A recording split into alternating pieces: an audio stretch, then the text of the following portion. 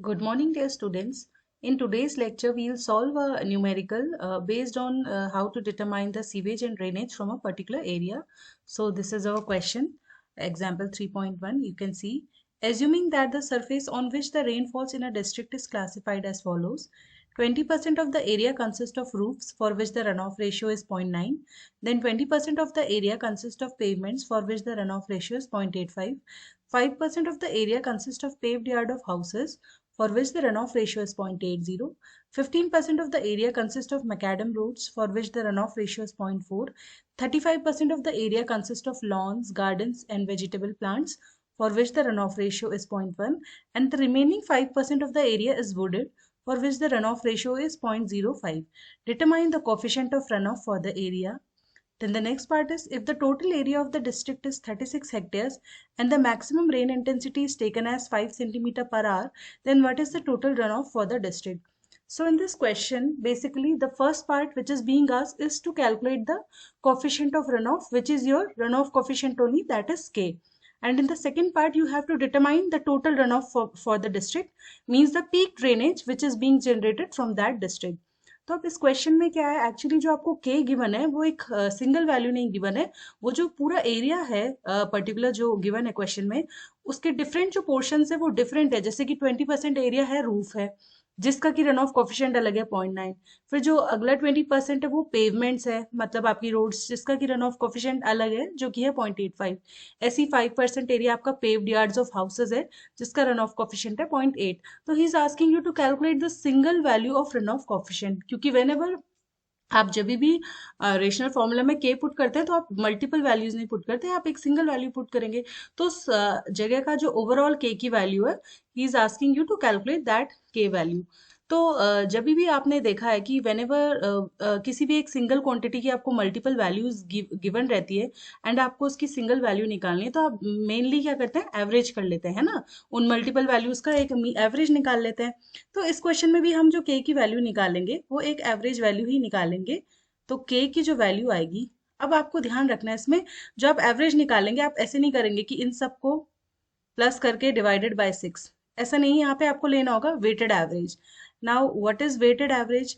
तो weighted average भी आपका एवरेज की तरह ही सेम है, लेकिन इसमें क्या करते हैं, जब हम वेरियस ये वैल्यूज जो लेते हैं, जिस भी चीज को आप कैलकुलेट कर रहे हैं उसकी जो वेरियस वैल्यू लेंगे, जैसे यहाँ पे अगर ये सपोज आपका K1 है, ये आपका K2 है, ऐसी ये आपका K3 है, ये आपका K4 है, and this is your K5 and this is your K6, मतलब आपको K की 6 वैल्यूज गिवन है।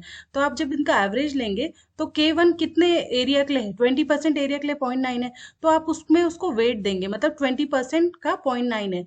तो इसका मतलब जो K का फॉर्मूला बनेगा सिंगल K का, वो होगा K1 into A1 plus K2 into A2 plus K3 into A3, और ऐसे ही plus up to Kn into AN, और नीचे जो आपका आएगा डिवाइडेड बाय टोटल एरिया कितना है, यानी A1 plus A2 plus A3 plus so on up to AN। तो remember this is your weighted average. Weighted average मतलब जो आपने के लिया उसको सिंगल ऐसे नहीं किया आपने कि K1 plus K2 plus K3 divided by whole area, आपने K1 इंटू A1, मतलब वो जो K1 की वैल्यू कितने एरिया के लिए वो भी इसमें मल्टीप्लाई की, इसको कहते हैं वेटेड एवरेज। तो इस क्वेश्चन में आप जो सिंगल वैल्यू के की कैलकुलेट करेंगे वो इसी तरह करेंगे। तो now putting the value of K1, K1 आपका है 0.9 इंटू A1 है आपका 20% ऑफ हेल एरिया यानी 0.2A। 0.2 है मतलब सिंपल आपका 20% ऑफ होल एरिया, मतलब 20/100 इंटू ए। अभी एरिया हमें गिवन है 36 हेक्टेयर, लेकिन हमने कैलकुलेट नहीं किया, तो ये आपका आ जाता है 0.2A। मैं डायरेक्टली इसको 0.2A लिख रही हूँ।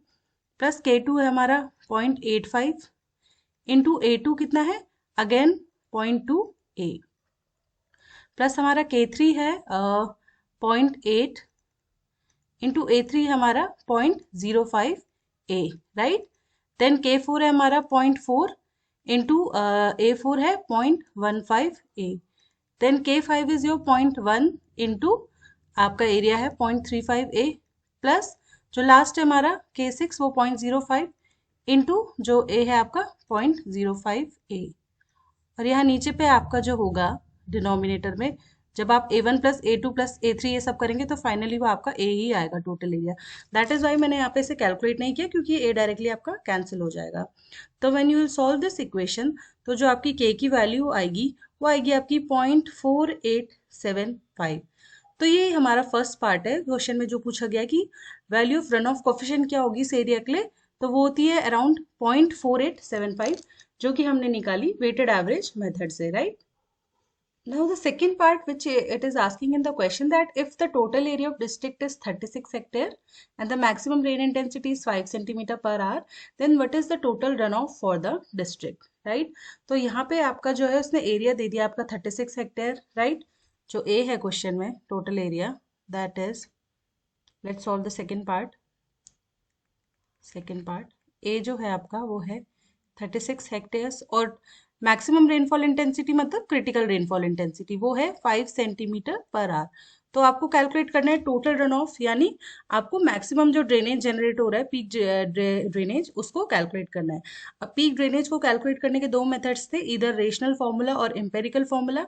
अगर हम हमारा एरिया लेस देन 400 हेक्टेयर्स होता है तो वी यूज रेशनल फॉर्मूला। तो यहाँ पे जो हमारा एरिया है वो कितना है 36 हेक्टेयर, तो हम कौन सा फॉर्मूला यूज करेंगे, rational formula. And according to the rational formula QP equals to 1/36 into K into P C into A. Now हमारे पास सारी ये वैल्यूज है। 1/36 इंटू के जो आपने निकाला कोफिशिएंट ऑफ रन ऑफ वो कितना आया 0.4875, राइट। इंटू पीसी, पीसी क्या है मैक्सिमम रेनफॉल इंटेंसिटी और क्रिटिकल रेनफॉल इंटेंसिटी, जिसको कि हम सेंटीमीटर पर आवर में पुट करते हैं, और ये हमारी 5 गिवन है, ठीक है। Into A, A is the area which we put in hectares, तो हेक्टेयर में हमारा एरिया गिवन है 36, ठीक है।